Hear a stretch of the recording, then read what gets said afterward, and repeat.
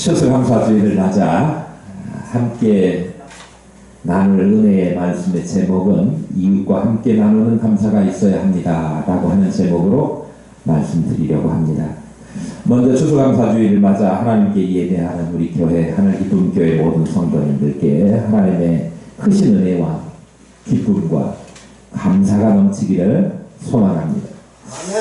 모든 성경은 하나님이 행하신 역사와 그리고 그 은혜를 소개하며 감사해야 하는 그런 내용으로 기록되어 있습니다.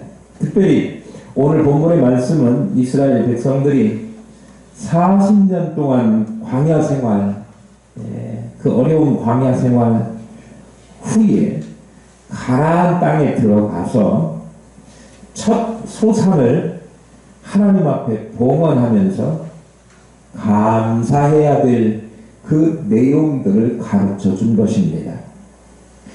본문은 이스라엘 백성들로 하여금 지금껏 그들을 인도해 주시고 보호해 주시고 함께 해 주신 하나님의 은혜를 기억하며 감사해야 될 것들을 가르쳐 주고 또 천지 만물의 주인이신 하나님 그 하나님이심을 깨닫게 하는 그리고 그 앞에서 겸손한 삶을 살아야 한다라고 하는 자세를 갖도록 하기 위해서 모세가 이스라엘 백성들에게 그렇게 하라 이렇게 가르쳐 준 것입니다. 오늘 추수감사절을 맞이하는 우리도 이스라엘 백성들에게 향한 그 의미처럼 오늘 추수감사절에 동일한 교훈을 받으면서 하나님 앞에 추수감사절에 우리가 해야 될 마땅한 감사와 고백이 무엇인가 한번 깨달았으면 좋겠습니다. 오늘 본문 말씀은 구약 성경에 나오는 추수감사절에 대한 그 기록 중에 가장 오래된 추수감사절에 대한 기록이 아닌가 그렇게 생각이 듭니다. 모세가 이스라엘 백성들에게 토지 소산의 만물 그러니까 처음 것이죠. 만물을 가져다가 이전에서 보는 것처럼 광주리에 담아가지고 그것을 여호와의 성소로 가지고 가서 하나님 여호와 앞에 드리고 아뢰라 그렇게 말했습니다. 모세가 이스라엘 백성들에게 그들의 기업에서 얻은 가나안 땅에서 수확한 이 소산물 첫 소산물을 하나님 앞에 바치되 그 은혜에 대해서 구체적인 감사의 내용 고백 이런 것들을 함께 아뢰라 그렇게 이야기한 것입니다. 모세가 왜 그걸 드리기만 하면 됐지 그거 드리면서 이러이러한 것들을 고백해라 구체적인 감사의 고백을 함께 하도록 그렇게 명령한 이유는 이스라엘 백성들에게 하나님께서 그들에게 베풀어 주신 그 은혜를 대대로 잊어버리지 않고 하나님 앞에 예물을 드릴 때 추수감사절을 지킬 때마다 그것을 떠올려서 대대손손 자자손손 잊어버리지 않도록 하기 위해서 그렇습니다. 하나님의 은혜를 만약에 잊어버리게 되면 하나님의 은혜를 잊어버린 사람이 어떻게 하나님 앞에 감사할 수 있겠습니까? 감사할 수 없죠.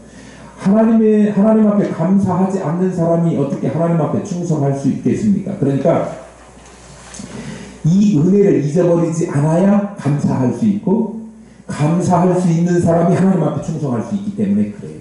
그러니까 은혜, 감사, 충성 이것은 상호 아주 끈끈한 연관관계가 있어서 은혜가 있어야 은혜를 기억해야 은혜를 알아야 감사할 수 있고 감사를 알아야 그리고 충성할 수 있는 거예요. 감사가 없는 사람은 충성할 수 없다고 그랬죠? 거꾸로 이야기 충성하지 않는 사람은 감사를 모르는 사람이에요. 감사하지 않는 사람이에요. 감사하지 않는 사람은 뭐한 사람이에요? 거꾸로 이야기하면 은혜를 모르는 사람이에요. 그러니까 제일 먼저 끼워줘야 될 단추가 뭐냐 그러면 은혜를 아는 단추예요. 이 하나님의 베푸신 은혜를 잊어버리지 않아야 됩니다. 하나님의 베풀어 주신 은혜를 기억하면 충성스러운 삶으로 가게 되어 있는 거죠. 그래서 하나님 앞에 뭔가 드리는 거, 물질적으로 갖다 놓는 거, 이거하고 같이 병행해야 될 것이 뭐냐? 그러면 하나님의 은혜를 잊어버리지 않도록 하나님께 받은 은혜, 그들이 경험한 것들을, 그들의 조상들이 경험한 것들을 대대손손 잊어버리지 않고 계속해서 하나님 앞에 감사의 제목 삼아 고백하게 하는 거예요.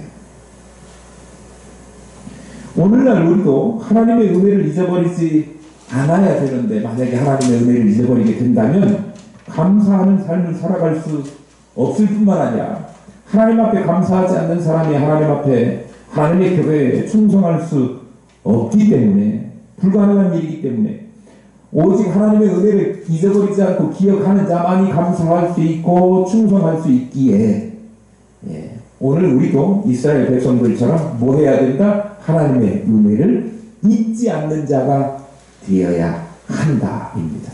뭐가 함께 간다고요? 은혜, 감사, 충성을 함께 간다. 사도 바울이 생명을 걸고 충성스러운 마음으로, 충심으로 하나님의 일을 감당할 수 있었던 것은, 그 이유가 무엇일까요? 그가 책임감 때문에 그렇게 할 수 있었을까요? 아니면 의무감 때문에 그렇게 했었을까요? 아니에요. 그가 일생을 바쳐서 하나님 앞에 그렇게 충심으로 복음 전도자로, 선교사로 섬길 수 있었던 것은, 그가 고난을 견디면서도 목숨을 담보하고도 그렇게 그 일을 해냈던 충성스러움이 그에게 있었던 것은 하나님의 은혜를 잊어버리지 않고 기억했던 거예요. 고린도전서 우리 공부했지 않습니까? 15장 10절에 뭐라고 기록하고 있어요? 내가 나 된 것은 하나님의 은혜로 된 것이니 내게 주신 그의 은혜가 헛되지 아니하며 내가 모든 사도보다 더 많이 수고하였으나 내가 한 것이 아니요 오직 나와 함께 하신 하나님의 은혜로다. 그렇게 고백하고 있는 거예요. 오늘 추수감사주일을 맞아 예배하는 저와 여러분이 하나님의 말로 다할 수 없는, 측량할 수 없는 은혜를 우리에게 주신 것으로 인하여 그 은혜를 잊지 말고 고백할 수 있는 그런 예배자 될 수 있기를 소망합니다. 아멘. 그래서 그 은혜에 감사하고, 사도 바울이 은혜를 알고 은혜를 잊지 않고 감사하면서 충성스럽게 하나님을 섬겼던 것처럼 우리도 충성스러운 주의 제자 될 수 있기를 축복합니다. 아멘. 모세가 이스라엘 백성들에게 물건을 가지고 와서, 예물을 가지고 와서 드리고, 뭐라고 했죠? 방주에 담아서 드리고, 그 다음에 뭐라고 아뢰라고 이야기했어요? 그 아뢰라고 한 내용이 5절부터 9절까지 기록되어 있습니다. 5절에서 9절까지 제가 본문을 읽어드렸지만 우리들의 목소리로 한번 뭘 아뢰라고 했는지 한번 함께 읽어볼까요? 시작. 너는 또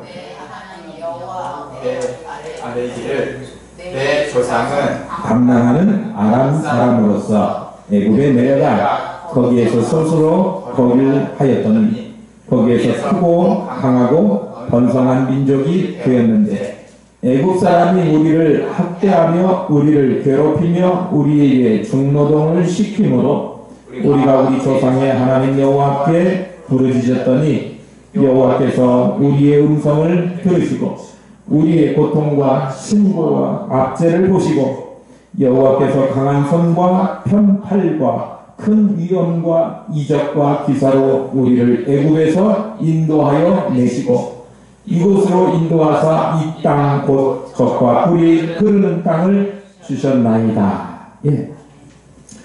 어떻게 고백하라고 한 내용을 우리가 읽었는데요. 이스라엘 백성들이 하나님께 토지 소산의 만물, 첫 수확물이죠.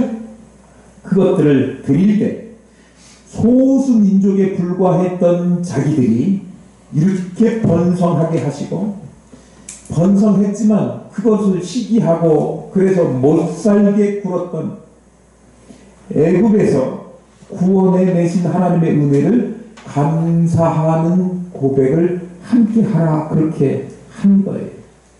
여기에 보면 5절에 보니까 내 조상은 방랑하는 아람 사람으로서 그렇게 되어 있어요. 옛날에는 유리하는 이방 사람 그랬어요. 예. 아람 사람이라고 그랬는데 이 아람 사람이 누구냐 그러면 야곱을 가리켜요. 이스라엘 역사는 야곱이라고 하는 한 사람의 한 사람으로부터 시작되었습니다. 그는 아람 땅 고세 땅으로 가가지고 도피 생활하면서 가나안 땅에 이렇게 옮겨오게 되고 그곳에서 그의 자손들이 애굽으로 내려가서 큰 민족을 이루고 하나님의 구원 역사로 말미암아 애굽의 압제에서 해방되어 나온 것 그것이 그 당시까지의 이스라엘의 역사예요. 애굽 사람들이 이스라엘 사람들을 어떻게 했다고 했죠? 학대하고 그리고요 또 괴롭히고 중노동을 시키고 그리고요 못 살게 굴었어요. 못 살게 총체적으로 이야기를 하면 그런데 그 가운데서 하나님께서 그들의 뭘 들으시고 신음소리 신고라고 그랬죠. 신음소리를 들으시고 또 고통과 울부짖음을 들으시고 그 고통 압제 가운데서 이스라엘 백성들을 구원하시고 그리고 그들을 어디로 인도했어요? 적과 꿀이 흐르는 이스라엘 땅 가나안 땅 그 땅을 기업으로 주셨다라고 하는 사실을 잊어버리지 말고 기억하라. 그리고 그 땅에서 수확한 만물을 하나님 앞에 드리는 것이다. 그러니까 이 고백 우리 5절에서 9절까지 읽었는데 이 고백의 내용을 뭉뚱그리면 조상들이 겪은 역경과 그리고 그 가운데 하나님 앞에 부르짖었던 신음 거기에 응답하셔서 이스라엘 백성들을 구원하심 그리고 그들을 빼내서 정착하게 하신 그곳에서 살게 해주시는 하나님의 은혜 그리고 거기서 거두게 하신 것 그거를 감사하라고 하는 거예요. 뭐 하면서 하는 고백이지요? 수확해온 것 첫 소산을 가지고 와서 하나님 앞에 드리면서 하는 고백이 그런데 고백의 내용이 한갑을 맞이해서 한갑 잔치에 초대되는 사람이 한갑을 축하합니다 해야 되는데 그동안 역경 가운데만 살아오셨네요 이렇게 고백하면 조금 뭔가 분위기 깨는 것 같아요. 이 감사절에 추수 수확한 것이 너무나 고맙습니다 이렇게 많은 것을 거두게 하셨으니 감사합니다 이런 이야기를 해야 될 것 같은데 우리 조상들이 신음했잖아요. 그래서 하나님이 구해주셨잖아요. 그런 얘기 하라는 거예요.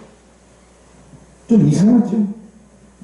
여호와께서 주신 기업으로 들어가서 그 땅에서 얻은 열매로 추수감사절 절기를 처음으로 드리는데 추수에 대한 설명은 5절에서 9절에 보니까 없어요.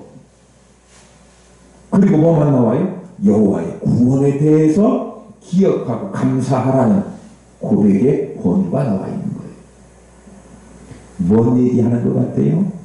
추수감사절인데 추수감사절에 추수한 수확에만 너무 기뻐서 거기에 도취돼 가지고 즐기는 데에 치중하지 말고 거기에 이르도록 그 과정 가운데 하나님께서 은혜 주시고 지금의 이스라엘 백성 지금의 내가 있게 된 그 인도하심에 대해서 절대 잊어버리지 말고 감사하라. 다시 말하면 비참함 가운데에서 죽을 수밖에 없고 멸망할 수밖에 없고 파멸할 수밖에 없는 그 곤고한 인생이었던 이스라엘 백성들을 하나님께서 구원해 주신 것처럼 죄악 가운데서 구원해 주신 그 은혜가 추수감사절에 거두어 드린 것 그것 때문에 기뻐하면서 드리는 축제적인 추수감사절보다 더 선행되고 더 중요하다 그런 이야기 하는 거예요. 그러니까 감사절에 대한 성경의 그 절기 이름이 뭡니까? 이스라엘 백성들이 지켜야 될 절기들 6월절 무교절이라고 했죠. 그리고 그 이후로 49일 지난 그 다음날 성령이 임하게 되는 오순절. 그리고 그걸 칠칠절이라고 그랬죠. 그 다음에 가을거지 해가지고 그때는 뭐라고 그래요? 수장절. 근데 수장절이라고도 안 하고 뭐라고 이야기한다면은 초막절, 초실절 뭐 이렇게 이야기했어요. 장막절이라고 했어요. 장막절이 뭐예요? 장막에서 거주했던 옛날 지난날에 그것을 잊어버리지 않고 그 광야에서 함께 하셨던 하나님의 은혜를 기억하겠다 그런 얘기예요. 6월절은요 모든 사람들이 다 이 죄악 가운데 붙잡혀서 있지만 하나님의 선택한 사람들 표시내어 양의 피를 바른 그들은 어떻게 하는 거예요? 넘어가는 하나님의 은혜, 구원의 은혜를 주신 것을 기억하는 거예요. 그런데 이 모든 절기들의 이름이 무교절, 6월절, 또 장막절, 또 77절 이런 식으로 돼 있단 말이죠. 그러니까 이 이스라엘 그 백성들이 지켜야 될 절기의 이름이 추수와 수확과는 별반 관계가 없는 이름으로 불리워지는 것을 보면 우리가 사실 수장절 또 장막절 그렇게 불리워지는 추수감사절을 지키지 않습니까?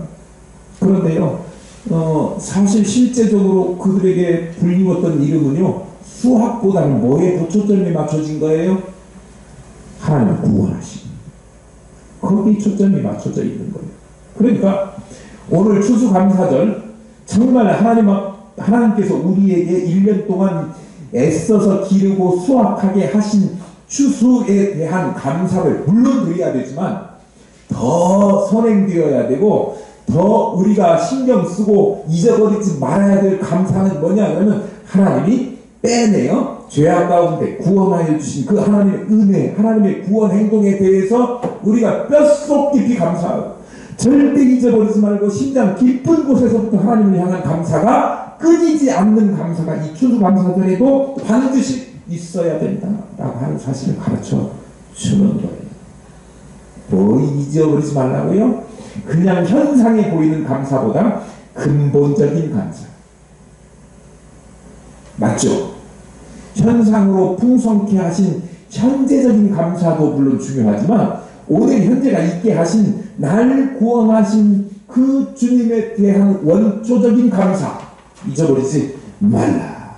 오늘 저와 여러분들이 하나님 앞에 감사의 예배 추수감사주일 예배자가 되었지만 하나님의 구원하신 은혜를 결코 잊지 않는 뼛속부터 주님의 은혜에 감사하는 크리스천 될 수 있기를 축복합니다. 아멘. 11절 말씀 보겠습니다. 내 하나님 여호와께서 너와 내 집에 주신 모든 복으로 말미암아 넌 레위인과 너희 가운데 거류하는 객과 함께 즐거워할지니라. 너와 내 집에 주신 모든 복이라고 하는 것은 오늘 지금 이스라엘 백성들에게 하는 이야기잖아요. 하나님께서 이스라엘 백성들에게 베풀어 주신 모든 은혜를 일컫는 거예요. 그런데 특별히 가나안 땅을 주시고 거기에서 풍성한 소출을 얻게 하신 하나님의 은혜를 가리키는 거지요. 이스라엘 백성들에게 풍성한 것을 허락하셨습니다. 이스라엘이 가나안 족속들과 싸워서 승리하고 차지한 가나안 땅을 가리켜서 오늘 본문 말씀 아래 부분에 가니까 젖과 꿀이 흐르는 땅이라고 기록하고 있어요. 그 이름에 걸맞게 이스라엘 백성들은 풍성한 수확물을 가지고 얻고 누리게 되었습니다. 가나안 정착 이전에는 결코 그들이 경험해보지 못한 그런 풍성함이에요. 이전에 누리지 못한 그 풍요로움을 그들이 누렸는데 그 가운데도 그것을 누리지 못하는 사람들이 있었어요. 누구냐 그러면 이스라엘 백성들 중에 땅을 기업으로 받지 못한 사람들이 있어요. 레위 사람들이죠. 자기 기업을 가지지 말고 오직 하나님의 일 거기에만 헌신되도록 구별된 사람들이 레위 사람들이에요. 그들은 땅이 없으니까 농사 못 짓지요. 수확이 없어요. 추수한 게 없으니까요. 그래서 그들에게는 뭐 하라고 그랬죠? 이스라엘 백성들 각자 받은 소출에서 11조를 들여서 그들을 섬기도록 그렇게 하지 않았습니까? 같이 나누도록. 그 다음에 또 누가 못 가졌느냐 그러면 두 번째 종류가 있어요. 뭐죠? 그 땅을 사지 못하고 땅이 없어서 자기 땅이 아닌, 그래서 농사를 짓지 못하는 수확이 없는 손님과 같은 사람, 객이지요. 남의 집에 우거하는 자기 소유의 토지를 갖지 못한 사람들, 그 사람들은 당연히 수확을 못하니까 거둔 것이 없기 때문에 다른 사람들이 풍요로워할 때 그 사람들은 풍요로움을 같이 즐길 수 있는 사람이 못 되었습니다. 오늘날 시대적으로 바꾸면 풍요를 누리는 사람과 풍요를 누리지 못하는 사람들인 거예요. 잘 살게 된 시대에 살고 있지만 여전히 빈익빈 부익부가 있어가지고 아직도 가난한 사람들은 가난해요. 돌봐야 될 사람들이 있다는 거죠. 오늘 그 돌봐야 되는 사람에 대한 책임의식을 나머지 11파 사람들에게 하나님께서 말씀하시고 그 누리지 못하는 소외된 사람들을 돌보아라. 이게 오늘 본문의 말씀입니다. 그러니까 추수감사절은 단순히 먹고 즐기고 노는 그런 축제적인 분위기 그것만 즐겨라가 아니에요. 영적으로 정신적으로 또 성숙된 절기로 지켜야 될 그 절기가 바로 추수감사주일인 거죠. 오늘날 사고도 지난해에 났었습니다만 할로윈 대회라고 하는 거 있잖아요. 켈트족에서 비롯된 그 조상들을 기억하면서 유령 막 귀신들 쫓아내는 그러려고 호박에다가 더 무섭게 생긴 귀신처럼 해가지고 그거 만들어 놓는 유래가 있다고. 전 잘 모르는데 하여튼 뭐 그런 거예요. 대개 보니까 그거 하면서 막 놀러 다니고 여기저기 쏘다니고 먹을 거 먹고 흥청망청하고 이런 축제로 즐기는 세상 사람들의 그런 축제와는 전혀 다른 성격으로 추수감사절을 지켜라. 그것이 오늘날 하나님께서 오늘 본문 말씀 통해서 우리에게 주는 거예요. 제가 추수감사절마다 고민이 있어요. 추수감사절 해마다 오잖아요. 그러면 해마다 되풀이되는 본문과 매 성경이 전부 다 추수감사절 얘기만 나오는 거 아니잖아요. 그러면 추수감사절 이 본문에다가 저 본문에다가 이렇게 돌려가도 추수감사절이 오면 또 똑같은 본문을 하는 것 같고 어떤 본문을 읽어도 또 똑같은 이야기 하는 것 같고 그런 목사로서의 그 부담감과 고민이 있어요. 그런데 오늘 정말 우리에게 하나님께서 깊게 추수감사절 절기의 의미를 다시 한번 짚고 넘어가 하고 주신 말씀이 오늘 본문인데, 오늘 본문 말씀을 보면 이스라엘 백성들에게만 의무감으로 주어진 소외된 사람, 어려운 사람, 그런 사람들을 생각하고 배려하는 추수감사절이 되어라. 그게 아니고요. 오늘날 우리 교회도 너희 교회만 축제적인 분위기로 흥청망청 그 유희를 즐기는 식의 추수감사절 의미 없다. 뭐 하기로 결단하나? 주변에 있는 사람들을 돌보고 생각하고 그들을 배려하는 추수감사절 그 기회로 삼아라. 그런 이야기. 우리가 소유하고 누리는 것이 우리가 잘해서 우리가 노력했기 때문에 한 것이 아니라 우리가 아무리 힘쓰고 애쓰고 노력한다고 해도 얻을 수 없는 것들을 하나님께서 함께 하시고 도와주시고 그리고 하나님이 주신 것이기 때문에 우리가 소유한 것을 어떻게 해요?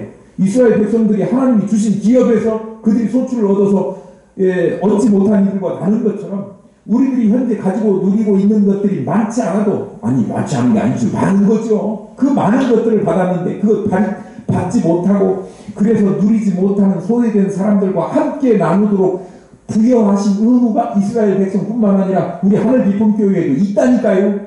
그러니까 그 의무를 잘 성실하게 감당하기로 다짐하고 결심하고 실행하는 추수감사절이 진짜 의미 있는 추수감사절이다. 우리 교회는 사랑으로 버무린 김장나물을 하잖아요. 말도 잘 안 나오는 게 사랑으로 버무린 김장나물을 하는데요. 이거 하면서 초창기 때 그거 모르는 목사님이 왜 이거 하는가 잘 이해하지 못하는 성도들이 목사님의 그 김치 사서 먹지요 하는 철 없는 이야기를 하신 분들도 있어요. 그런데 지금은요, 너무나 저보다 더 열심히, 제가 올해는 조금만 하자고 그랬더니 조금 더 하자고 그래가지고 100망만 사자고 그랬더니 30망을 더 못해가지고 지금 130망이 됐는데요. 지금 들어온 김치도 배추도 있고 그런데 그건 어떻게 다 하려고 하는지 몰라. 그래도 제가 왜 더 많이 하려고 그러냐고 그런 소리 안 했어요. 너무 좋아요 그게 저는. 추운데 비용도 많이 들고 추워서 손도 시리고 또 장화를 아무리 신어도 작년에 보니까 장화 뒤집어보니까 물이 또 하나 나오고 막 이렇게 되더라고요. 자동으로. 그럼에도 불구하고 그것이 불평이고 불만이고 원망이 아니라 그것이 오히려 이웃과 함께 나누고 우리도 뭐 부족하고 연약하고 뭐 모자란 거 투성이라고 하더라도 그거 감당해낼 수 있는 마음, 풍성한 마음을 주시고 또 해를 보니까 해를 지잖아요. 해마다. 작은 것이지만 이웃과 함께 나눌 수 있도록 은혜 주심을 감사하고 기뻐하면서 감당할 수 있는 추수감사절의 진정한 의미를 소유한 예배자들 될 수 있기를 소망합니다. 감사절은요, 진정으로 기쁘고 감사하며 나누며 지켜야 되는 정신적이고 신앙적인 절기입니다. 그렇기 때문에 하나님께 감사의 절기를 지키되 구원의 감격과 하나님께서 베푸신 은혜에 대한 진정한 감사와 또 이웃을 돌아보면서 사랑으로 버무린 김장 나눔으로 이웃을 섬길 결심으로 몸과 마음과 정성을 다해 감사하는 저와 여러분의 멋진 추수감사절 되시기를 축복합니다. 아멘.